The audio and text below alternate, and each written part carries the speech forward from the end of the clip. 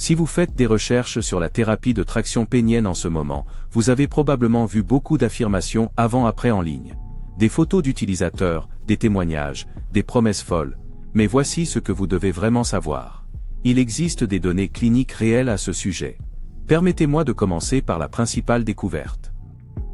En 2023, des chercheurs ont publié la plus vaste analyse à ce jour concernant les résultats de la thérapie de traction pénienne. Ils ont regroupé les données provenant de 12 études cliniques distinctes, incluant plus de 1000 patients.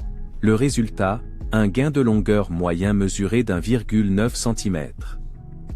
Il s'agit d'une mesure effectuée par des cliniciens en utilisant un protocole standardisé et bien défini, que l'on appelle la longueur pénienne étirée. Sur l'ensemble de ces 12 études, les gains observés se situaient entre 1,3 et 1,9 cm. Cette variation, ce n'est absolument pas un simple bruit de fond.